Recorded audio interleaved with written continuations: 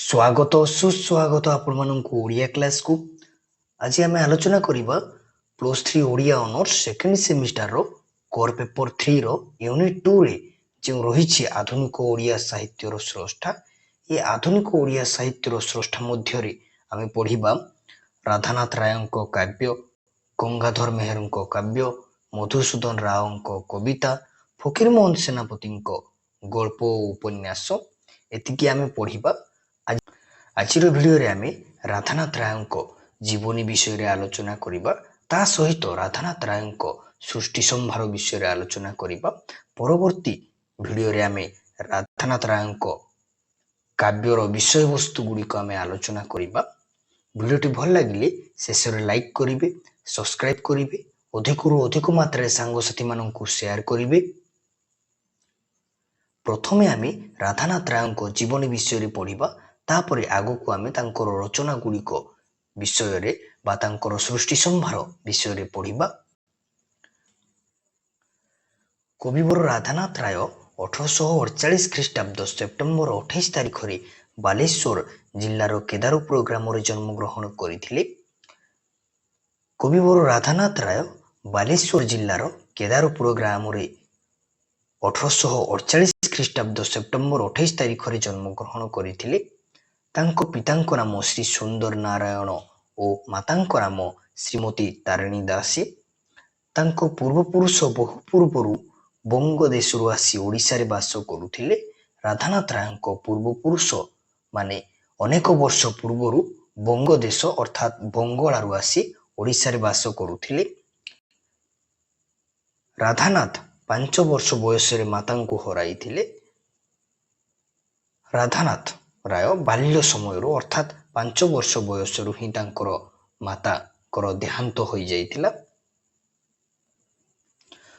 6 वर्ष बयस रे से ग्राम चाटशाली रे ओ परे सरभन्नाकुलार स्कूल रे अध्ययन कले। से 6 वर्ष बयस पाठ पढ़ा आरंभ करि दैथिले। प्रथमे से ग्राम चाटशाली रे ओ परे सरभन्नाकुलार स्कूल रे पाठ पढ़िले। सेठारे से संस्कृत शिक्षा मध्य करिथिले। इस सरभन्नाकुलार स्कूल रे पढ़िबा बेले से संस्कृत शिक्षा मध्य अध्ययन करिथिले। तांकर पिता फरासी भाषा रे सुपंडित थिले ओ ओडिया, बंगला, हिंदी, संस्कृत आदि भाषा रे पांडित्य अर्जन करिथिले। तांकर पिता अर्थात राधानाथ रायंकर पिता फरासी भाषा रे पंडित थिले एवं ओडिया, बंगला, हिंदी, संस्कृत इत्यादि भाषा रे तांकर गभीर पांडित्य थिला। तांको आदर्श द्वारा राधानाथ राय प्रभावित होइथिले। स्वास्थ्य हानि कारण से बालेश्वर को गले ओ सेठारे जिला स्कूल रे अध्ययन कले। राधानाथ रायंको देह खराब हेबारु से बालेश्वर को गले एवं सेठारे बालेश्वर जिला स्कूल रे अध्ययन कले। सेठारु से 1863 ख्रीष्टाब्द रे प्रथम श्रेणी रे एंट्रांस परीक्षा रे उत्तीर्ण होई कलिकता गले एफए पढ़िबा पई। सेठारु अर्थात बालेश्वर जिला स्कूल रु 1863 ख्रीष्टाब्द रे प्रथम श्रेणी रे एंट्रांस परीक्षा रे पास होई कलिकता गले एफए पढ़िबा पई। मात्र स्वास्थ्य हानि और आर्थिक दुर्गति तांकु उच्च शिक्षा लाभरु वंचित कला। मात्र तांकर देह खराब एवं पैसार अभाव जोगु उच्च शिक्षारु से वंचित हेले। कलिकतारु फेरी से बालेश्वर जिला स्कूल रे मासिक 30 टंका वेतन रे तृतीय शिक्षक पद रे नियुक्ति ग्रहण कले। कलिकतारु से फेरिला परे बालेश्वर जिला स्कूल रे मासिक 30 टंका दरमा रे तृतीय शिक्षक भाव रे से नियुक्त हेले। 1868 ख्रीष्टाब्द रे पुरी जिला स्कूल को द्वितीय शिक्षक रूपे तांकर बदली होई गला। प्रथमे बालेश्वर जिला स्कूल रे से जो पढ़ौथिले परवर्ती समय रे तांकर पुरी जिला स्कूल को द्वितीय शिक्षक भाव रे बदली होई गला। सेठारे भक्त कवि मधुसूदन तांकर छात्र थिले।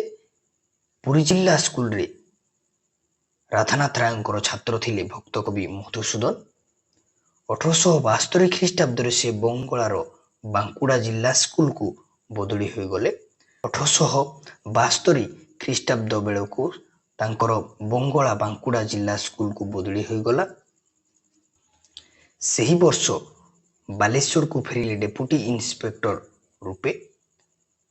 ଅର୍ଥାତ୍ ଯେଉଁ ବର୍ଷ ସେ ବଙ୍ଗଳାର ବାଙ୍କୁଡ଼ା ଜିଲ୍ଲା ସ୍କୁଲକୁ ଯାଇଥିଲେ ସେହି ବର୍ଷ ପୁଣି ବାଲେଶ୍ୱରକୁ ଫେରିଲେ ଡେପୁଟି ଇନ୍ସପେକ୍ଟର ଭାବରେ। ଏହିଠାରେ ମଧୁସୂଦନ ଦ୍ୱିତୀୟ ଶିକ୍ଷକ ରୂପେ କାର୍ଯ୍ୟ କରୁଥିଲେ। ଯେତେବେଳେ ରାଧାନାଥ ରାୟ ବଙ୍ଗଳାରୁ ଫେରିଲେ ବାଲେଶ୍ୱରକୁ, ସେତେବେଳେ ବାଲେଶ୍ୱରରେ ଦ୍ୱିତୀୟ ଶିକ୍ଷକ ରୂପରେ କାର୍ଯ୍ୟ କରୁଥିଲେ ମଧୁସୂଦନ। 5 ବର୍ଷ ପରେ ଅର୍ଥାତ୍ 1877 ଖ୍ରୀଷ୍ଟାବ୍ଦରେ ସେ ଡେପୁଟି ଇନ୍ସପେକ୍ଟର ପଦକୁ ଓ 1892 ଖ୍ରୀଷ୍ଟାବ୍ଦରେ ଇନ୍ସପେକ୍ଟର ପଦକୁ ଉନ୍ନୀତ ହେଲେ। 1877 ଖ୍ରୀଷ୍ଟାବ୍ଦରେ ଡେପୁଟି ଇନ୍ସପେକ୍ଟର ପଦକୁ ଓ 1892 ଖ୍ରୀଷ୍ଟାବ୍ଦରେ ଇନ୍ସପେକ୍ଟର ପଦକୁ ଉନ୍ନୀତ ହେଲେ। ସେ ଦୀର୍ଘଦିନ ସରକାରୀ ଚାକିରିରେ ରହି 1903 ଖ୍ରୀଷ୍ଟାବ୍ଦରେ ଅବସର ଗ୍ରହଣ କଲେ। ସେ ଅନେକ ବର୍ଷ ସରକାରଙ୍କ ଠାରେ ଚାକିରି କରିବା ପରେ 1903 ଖ୍ରୀଷ୍ଟାବ୍ଦରେ ଅବସର ଗ୍ରହଣ କଲେ। ଅବସର ଗ୍ରହଣ କରିବା ପରେ ସେ ଓଡ଼ିଶାର ଗଡ଼ଜାତ ଭ୍ରମଣ କଲେ। ଅବସର ନେବା ପରେ ଓଡ଼ିଶାର ବିଭିନ୍ନ ଗଡ଼ଜାତକୁ ଭ୍ରମଣ କରିବାକୁ ଆରମ୍ଭ କଲେ। ଏହିପରି କେତେ ମାସ ଗଡ଼ଜାତ ଭ୍ରମଣ କରିବା ପରେ ସେ ସାମାନ୍ୟ ଜ୍ୱର ଆକ୍ରାନ୍ତ ହେଲେ। କେତେ ମାସ ଗଡ଼ଜାତ ଭ୍ରମଣ କରି ସାରିବା ପରେ ସେ ସାମାନ୍ୟ ଅର୍ଥାତ୍ ଅଳ୍ପ ଜ୍ୱରରେ ଆକ୍ରାନ୍ତ ହେଲେ।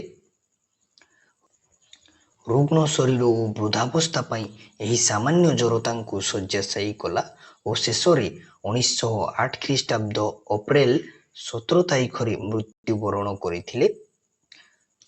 ରୋଗିଣା ଶରୀର ଏବଂ ତାଙ୍କର ବୁଢ଼ା ବୟସର ଅବସ୍ଥା ଯୋଗୁଁ ଏହି ସାମାନ୍ୟ ଜ୍ୱର ତାଙ୍କୁ ଶଯ୍ୟାରେ ପକାଇଦେଲା ଓ ଶେଷରେ 1908 ଖ୍ରୀଷ୍ଟାବ୍ଦ ଅପ୍ରେଲ 17 ତାରିଖରେ ତାଙ୍କର ଦେହାନ୍ତ ହୋଇଥିଲା। ରାଧାନାଥ ଛାତ୍ରାବସ୍ଥାରୁ ଲେଖନୀ ଚାଳନା କରିଥିଲେ। ରାଧାନାଥ ଛାତ୍ର ଥିବା ସମୟରୁ ତାଙ୍କର ଲେଖାଲେଖି କାର୍ଯ୍ୟ ସେ ଆରମ୍ଭ କରିଥିଲେ। ମାତ୍ର 18 ବର୍ଷ ବୟସରେ ତାଙ୍କ ଦ୍ୱାରା ରଚିତ କେତେକ ବଙ୍ଗଳା କବିତାବଳୀ ଏକମ ଭାଗରେ ପ୍ରକାଶିତ ହୋଇଥିଲା। 18 ବର୍ଷ ବୟସରେ ସେ କେତେକ ବଙ୍ଗଳା କବିତା ରଚନା କରିଥିଲେ। ସେ ବଙ୍ଗଳା କବିତାବଳୀ ପ୍ରଥମ ଭାଗରେ ପ୍ରକାଶିତ ହୋଇଥିଲା। ପୁରୀଠାରେ ଶିକ୍ଷକତା କରୁଥିବା ସମୟରେ କବିତାବଳୀର ଦ୍ୱିତୀୟ ଭାଗ ରଚନା କରିଥିଲେ ଓ ମେଘଦୂତର ଅନୁବାଦ କରିଥିଲେ। ପୁରୀଠାରେ ଯେତେବେଳେ ସେ ଶିକ୍ଷକତା କରୁଥିଲେ ସେହି ସମୟରେ କବିତାବଳୀର ଦ୍ୱିତୀୟ ଭାଗ ରଚନା କରିଥିଲେ ଏବଂ ମେଘଦୂତ କାବ୍ୟର ଅନୁବାଦ ମଧ୍ୟ କରିଥିଲେ। କଳାପ୍ରେମୀ ତଥା ସୌନ୍ଦର୍ଯ୍ୟବାଦୀ ଥିଲେ, ଫଳରେ ବହୁ ରାଜ ଦରବାରରେ ତାଙ୍କୁ ସମ୍ମାନ ମିଳିଥିଲା। ରାଧାନାଥ ରାୟ କଳାପ୍ରେମୀ ଏବଂ ସୌନ୍ଦର୍ଯ୍ୟବାଦୀ ଥିବାରୁ ବହୁ ରାଜ ଦରବାରରେ ତାଙ୍କୁ ସମ୍ମାନିତ କରାଯାଇଥିଲା। 1866 ଖ୍ରୀଷ୍ଟାବ୍ଦରେ ବ୍ରିଟିଶ ସରକାର ତାଙ୍କୁ ରାୟବାହାଦୁର ଉପାଧିରେ ଭୂଷିତ କରିଥିଲେ। 1866 ଖ୍ରୀଷ୍ଟାବ୍ଦରେ ବ୍ରିଟିଶ ସରକାର ରାଧାନାଥ ରାୟଙ୍କୁ ରାୟବାହାଦୁର ଉପାଧି ପ୍ରଦାନ କରିଥିଲେ। 1886 ଖ୍ରୀଷ୍ଟାବ୍ଦରେ ବାମଣ୍ଡାଧିପତି ସାର ବାସୁଦେବ ସୁଢଳ ଦେବ ତାଙ୍କୁ କବିବର ଉପାଧିରେ ମଣ୍ଡିତ କରିଥିଲେ। 1886 ଖ୍ରୀଷ୍ଟାବ୍ଦରେ ବାମଣ୍ଡାଧିପତି ସାର ବାସୁଦେବ ସୁଢଳ ଦେବ ତାଙ୍କୁ କବିବର ଉପାଧି ପ୍ରଦାନ କରିଥିଲେ। ବାମଣ୍ଡା ବର୍ତ୍ତମାନ ଦେବଗଡ଼ ନାମରେ ପରିଚିତ। ବର୍ତ୍ତମାନ କବିଙ୍କର ରଚନାବଳୀ ସମ୍ପର୍କରେ ପଢ଼ିବା। ପ୍ରଥମେ ବଙ୍ଗଳା ରଚନା ଦେଖିବା। କବିତାବଳୀ ଏକମ ଭାଗ 1868 ଖ୍ରୀଷ୍ଟାବ୍ଦରେ ପ୍ରକାଶିତ ହୋଇଥିଲା ଏବଂ କବିତାବଳୀ ଦ୍ୱିତୀୟ ଭାଗ 1872 ଖ୍ରୀଷ୍ଟାବ୍ଦରେ ପ୍ରକାଶିତ ହୋଇଥିଲା। ଦ୍ୱିତୀୟରେ ଅନୁବାଦ। କବିଙ୍କର ଅନୁବାଦ ମଧ୍ୟରେ ରହିଛି ମେଘଦୂତ, ତୁଳସୀ ସ୍ତବକ, ଇତାଲୀୟ ଯୁବା। ଏ ଇତାଲୀୟ ଯୁବାଟି ଗଦ୍ୟ। ତୃତୀୟରେ କାବ୍ୟ କବିତା। ଓଡ଼ିଆ କବିତାବଳୀ ଏକମ ଭାଗ 1876ରେ ପ୍ରକାଶିତ ଓ ଦ୍ୱିତୀୟ ଭାଗ 1885ରେ ପ୍ରକାଶିତ। କେଦାରଗୌରୀ 1886ରେ, ଚନ୍ଦ୍ରଭାଗା ମଧ୍ୟ 1886ରେ, ନନ୍ଦିକେଶ୍ୱରୀ 1887ରେ, ଉଷା 1888ରେ, ପାର୍ବତୀ 1890ରେ, ଚିଲିକା 1891ରେ, ମହାଯାତ୍ରା 1892ରେ, ଯଯାତି କେଶରୀ 1894ରୁ 95, ତୁଳସୀ ସ୍ତବକ 1894, ଦରବାର 1894ରୁ 97 ଓ ଉର୍ବଶୀ 1895ରେ ପ୍ରକାଶିତ ହୋଇଥିଲା। 4ରେ ଗଦ୍ୟ ରଚନା। ଗଦ୍ୟ ରଚନା ମଧ୍ୟରେ ବିବେକୀ 1873ରେ ପ୍ରକାଶିତ ହୋଇଥିଲା। ପାର୍ବତୀ କାବ୍ୟର ଉପସଂହାରଟି ଗଦ୍ୟ, ଉର୍ବଶୀ କାବ୍ୟର ଉପସଂହାର ମଧ୍ୟ ଗଦ୍ୟ, ଭ୍ରମଣକାରୀର ପତ୍ର, ବାମଣ୍ଡା, ସାର୍ ବାସୁଦେବ ସୁଢଳ ଦେବ, ଉତ୍କଳ ସାହିତ୍ୟର ଉନ୍ନତି ଇତ୍ୟାଦି ତାଙ୍କର ଗଦ୍ୟ ରଚନା। 5ମରେ ସଂସ୍କୃତ ରଚନା। କବିଙ୍କର ସଂସ୍କୃତ ରଚନା ମଧ୍ୟରେ ରହିଛି ଭାରତ ଗୀତିକା, ଧବଳେଶ୍ୱର ସ୍ତୋତ୍ରମ୍, ଶ୍ରୀ କାଳିକା ସ୍ତୁତି ଇତ୍ୟାଦି ରହିଛି। 6ରେ ରହିଛି ପାଠ୍ୟପୁସ୍ତକ। କବିଙ୍କର ପାଠ୍ୟପୁସ୍ତକ ମଧ୍ୟରେ ରହିଛି ବ୍ୟାକରଣ ପ୍ରବେଶ, ବ୍ୟାକରଣ ପରିଚୟ, ପଣିକିଆ ବୋଧିନୀ ଇତ୍ୟାଦି ରହିଛି। କବିଙ୍କର ଅନ୍ୟାନ୍ୟ କୃତିତ୍ୱ ମଧ୍ୟରେ ଦଶରଥ ବିୟୋଗ, ଦୁର୍ଯ୍ୟୋଧନର ରକ୍ତ ନଦୀ ସନ୍ତରଣ ଇତ୍ୟାଦି ରହିଛି। ଆଜିର ଭିଡ଼ିଓରେ ଆମେ କେବଳ ରାଧାନାଥଙ୍କ ଜୀବନୀ ଏବଂ ତାଙ୍କର ରଚନା ସମ୍ଭାର ବିଷୟରେ ଜାଣିଲେ। ପରବର୍ତ୍ତୀ ଭିଡ଼ିଓରେ ରାଧାନାଥ ରାୟଙ୍କର କାବ୍ୟର ବିଷୟବସ୍ତୁ ଗୁଡ଼ିକ ଆମେ ପଢ଼ିବା। ଯେହେତୁ ଆପଣମାନଙ୍କର କେବଳ କାବ୍ୟ ରହିଛି, ତାକୁ ହିଁ କେବଳ ଆମେ ପଢ଼ିବା। ଭିଡ଼ିଓଟି ଭଲ ଲାଗିଥିଲେ ଶେଷରେ ଲାଇକ୍ କରିବେ, ସବସ୍କ୍ରାଇବ୍ କରିବେ, ଅଧିକରୁ ଅଧିକ ମାତ୍ରାରେ ସାଙ୍ଗସାଥିମାନଙ୍କୁ ସେୟାର କରିବେ।